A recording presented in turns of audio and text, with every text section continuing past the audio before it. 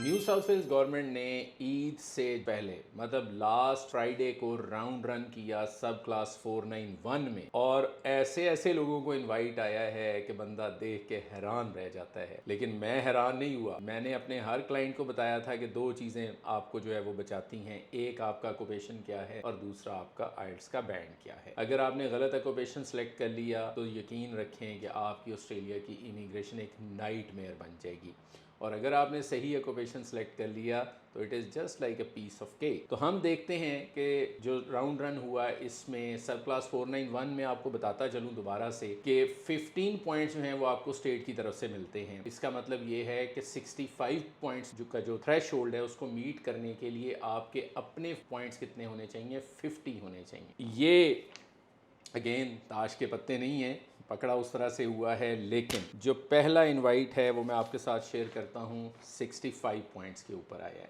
ठीक है, दूसरा इनवाइट, ये 65 पॉइंट्स का मतलब ये है कि 50 अपने हैं और 15 सब क्लास 491 के, 65 points. Third 65 points, fourth 65 points, 80 points, 85 points, 85 points, 85 points, 85 points. अब 85 में भी 70 अपने हैं, 15 जो हैं वो स्टेट की तरफ से मिले हुए हैं।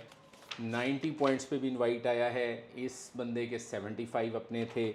अगेन 90 पॉइंट्स पे इनवाइट आया हुआ है इनके अपने पॉइंट्स से, और ये इनवाइट जो आया है ये 95 पॉइंट्स पे आया है, जिसका मतलब ये है कि इनके 80 पॉइंट्स अपने थे। अब 80 पॉइंट्स कैसे अपने पूरे होते हैं? 30 एज के, 10 अगर आप सिंगल हैं 40 हो गए, 15 क्वालिफिकेशन, 15 एक्सपीरियंस और 10 आइल्स के, कितने हो गए? 80। तो 95 हो गए। कितना आसान है, सिर्फ 7 बैंड के साथ। लेकिन बेनिफिट था वो किस चीज़ का था कि ऑक्यूपेशन बहुत अच्छा सेलेक्ट हुआ था इसलिए। और जिनके 65 अपने हैं ये सब वो लोग हैं जिनके पास 6 ईच बैंड था। तो ऑफ कोर्स 6 ईच के ऊपर भी इनवाइट मिल सकता है, 7 ईच के ऊपर भी इनवाइट मिल सकता है और 8 ईच के ऊपर भी इनवाइट मिल सकता है अगर आपने केयरफुली सिलेक्ट किया। आप हमारी सर्विसेज एंगेज करना चाहते हैं तो आप हमसे कांटेक्ट कर सकते हैं। पाकिस्तान के हालात तो ठीक होने वाले इस तरह से नजर नहीं आ रहे, क्योंकि जो बजट आया है उसमें तो बैंड बच चुकी है सबकी। तो महंगाई बढ़ रही है और पाकिस्तानी गवर्नमेंट जो है वो फैसिलिटेट कर रही है ओवरसीज पाकिस्तानीज को जो $50,000 से ज्यादा पाकिस्तान भेजेंगे फॉरेन रेमिटेंस के तौर पे, उनको स्पेशल प्रिविलेजेस मिलेंगे। तो अगर आप स्पेशल प्रिविलेजेस में ऐड होना चाहते हैं तो आपको भी ओवरसीज पाकिस्तानी बन जाना चाहिए। ओवरसीज पाकिस्तानी बनने के लिए क्या करना पड़ेगा?